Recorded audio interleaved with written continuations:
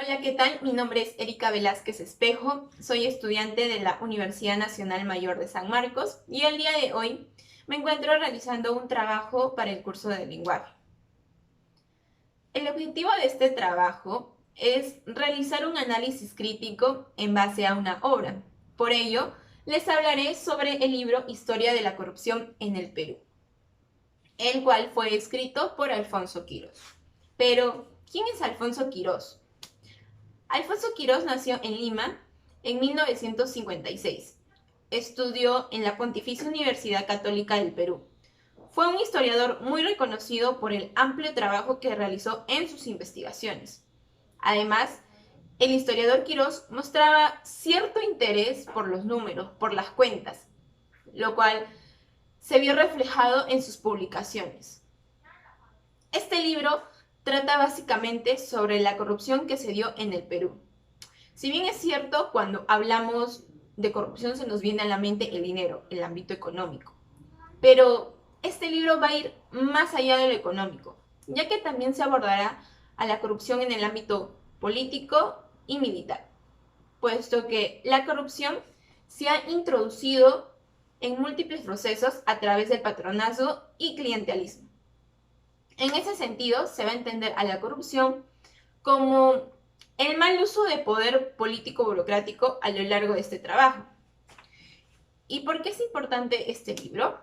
Este libro es importante porque nos brinda una perspectiva más amplia en cuanto a la corrupción y nos permite evaluar las causas y consecuencias de la corruptela a lo largo de la historia del Perú.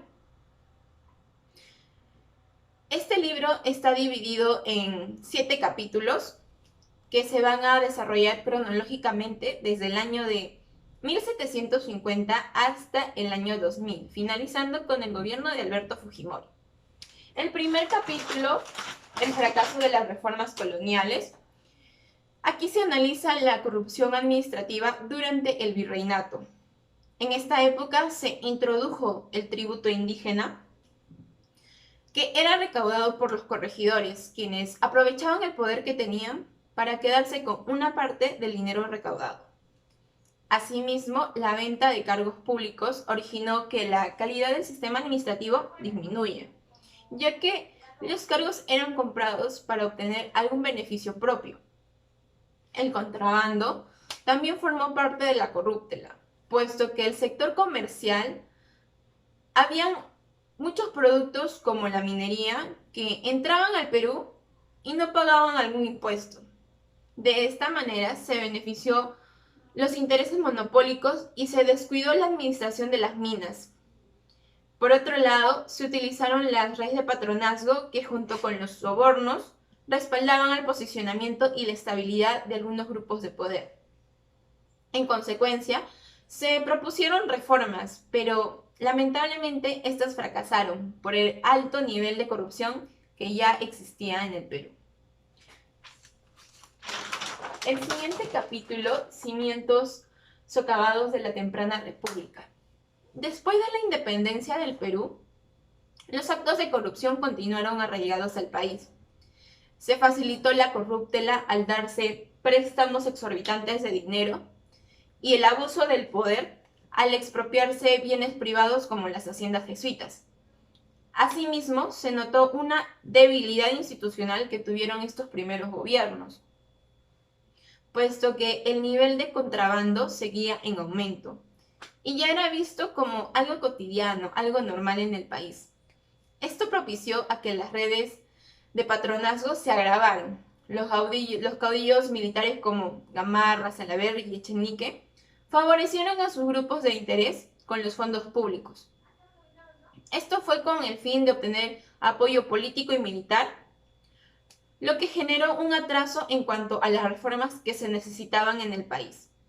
Y los sobornos también fueron parte de este contexto al realizarse contratos que beneficiaban a empresarios, como fue el caso de Francisco Quirós con las Islas Juaneras. Asimismo, el escándalo de la consolidación de la deuda interna estuvo inmersa en la corruptela, porque los créditos nacionales eran pagos sobrevaluados y por ende se perdieron oportunidades para reformar las bases financieras del Perú. El siguiente capítulo, sobre el sinuoso camino al desastre. Para esto voy a citar una pequeña parte del texto, el cual dice que la corrupción contribuyó a la derrota de reformas legales y administrativas necesarias, así como a exacerbar la crisis financiera, reducir el potencial para el desarrollo económico y, en última instancia, conducir al Perú al peor desastre económico, político y nacional de su historia. Aquí se evalúan las consecuencias que la corrupción tuvo tras el fracaso de las reformas administrativas. Durante este periodo, el comercio del guano logra su máximo esplendor por el amplio reconocimiento internacional que se tenía del producto. Por ello, muchas partes estuvieron interesadas en contar con el arrendamiento de las islas guaneras. Sin embargo, el Estado no supo administrar bien las concesiones, puesto que favoreció a empresarios extranjeros antes que a los propios peruanos, como decía la Constitución de ese entonces. En consecuencia, las Islas Guaneras estuvieron a cargo de la Casa Dreyfus, la cual tuvo un mercado monopólico al no tener ninguna competencia. Con el dinero recaudado se impulsaron devastadores proyectos, como la construcción de los ferrocarriles, donde se llevaron a cabo muchas irregularidades que contribuyeron al colapso financiero del país al incrementarse la deuda externa. El siguiente capítulo titula La modernización y sus secuaces. Con el afán de modernizar al Perú, los gastos públicos fueron en aumento, puesto que el mal funcionamiento de las instituciones propiciaba la corrupción administrativa en el Perú. Las concesiones de obras públicas siguieron siendo el punto de quiebre de la corruptela. El contrato Grace fue reflejo de ello, ya que buscaba obtener beneficios a través de las licitaciones. Sin embargo, los intereses nacionalistas se opusieron a este contrato, pero esto no fue un impedimento para Grace, puesto que contaba con amistades en los poderes del Estado, como en el Poder Judicial. Y en ese sentido, los funcionarios peruanos fueron corrompidos a través de sobornos para conseguir estas concesiones. En esta época fue una de las más corruptas porque los parientes y amigos de los funcionarios se beneficiaron al obtener cargos públicos. Además, se aumentó el sueldo de las Fuerzas Armadas, como también se ascendió a ciertos militares para fines políticos. Por ello, los líderes políticos utilizaron el patronazgo para obtener el poder y respaldo durante sus mandatos. Asimismo, la prensa fue manipulada por el gobierno, ya que a través de amenazas se limitaba la libertad de expresión para no desmantelar los actos de corrupción. En el siguiente capítulo, Dictadores Venales, también voy a comenzar con una cita, el cual dice: las reformas de corrupción más viejas y persistentes se combinaron con otras nuevas, surgidas de los cambios en las condiciones y las políticas financieras, económicas e institucionales. En este capítulo comienza con la crisis económica que había dejado el antiguo gobierno, lo que propició el encubrimiento de la corruptela y las transgresiones violentas de los gobiernos populistas para alcanzar el poder, más que nada. La corrupción, asimismo, estuvo inmersa en el plano empresarial y diplomático, a través del tráfico de influencias entre los funcionarios públicos para fines privados, y también estuvo dentro de las Fuerzas Armadas con el fin de respaldar al gobierno dirigente. Además, se impuso la inmunidad y la amnistía, las cuales motivaron a la corrupción entre los funcionarios. Ahora, el contrabando y el tráfico ilícito de drogas se habían incrementado, lo que agravaba la situación económica del Perú, puesto que los actos de corrupción eran considerados como una actividad normal en el Perú. Por otro lado, los asuntos electorales estuvieron involucrados en fraudes, ya que estaban constituidos por acuerdos o pactos secretos para que entre ellos manejen los contratos de las obras públicas. El siguiente capítulo, asaltos de la democracia, también voy a citar una pequeña parte del fragmento. Todas estas redes de patronazgo prestaron apoyo político temporal a cambio de favores y colusión a un régimen que jamás logró convocar y organizar un apoyo masivo. Este capítulo abarca parte de los fracasos que tuvo el gobierno para contrarrestar la corrupción, las pérdidas que generaba el contrabando, implicaban a funcionarios públicos, civiles y militares, que a través de los sobornos evitaban ser investigados. Es más, había funcionarios que no colaboraban con el proceso judicial, poniendo obstáculos parlamentarios o alegando al principio de borrón y cuenta nueva.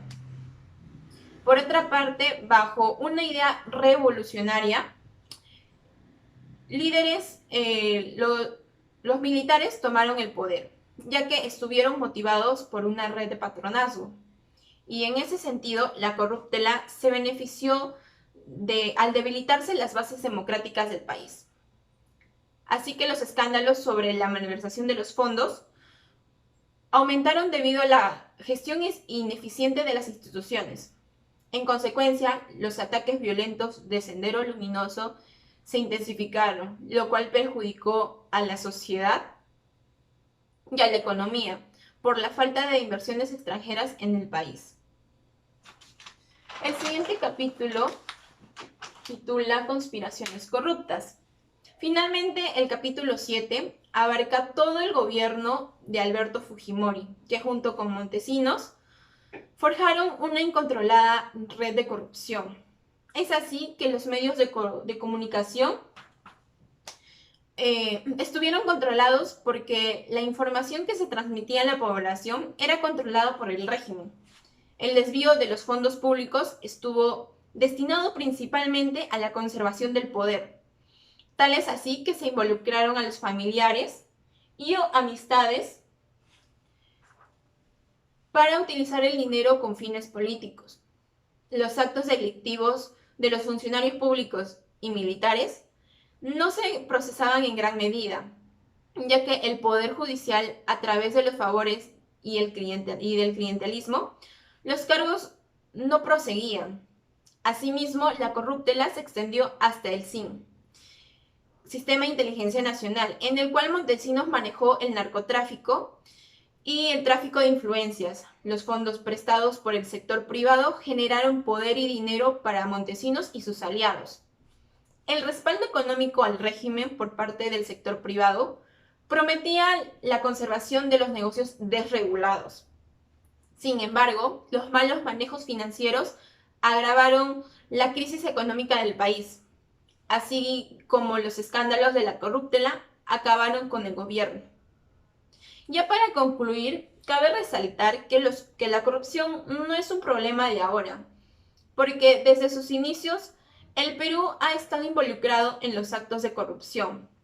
Sin embargo, creo yo que está en nosotros como peruanos cambiar esta realidad corrupta que vive el país, porque de alguna u otra manera la corrupción se ha introducido en ámbitos como en el poder militar, en la economía y la política, dejando como consecuencia que la población sea la más perjudicada con estos actos delictivos. También algo que puedo acotar es que en cada época figuran dos personajes, uno que está ligado a los actos de corrupción y otro que lucha por dar a conocer estos actos. Entonces, esto abre a una reflexión. ¿Qué personaje de la historia quisieras ser tú? ¿El que busca un beneficio en particular o el que busca luchar por la justicia? Y bueno, con eso cierro el análisis de la obra Historia de la corrupción en el Perú. Muchas gracias por ver este video y hasta pronto.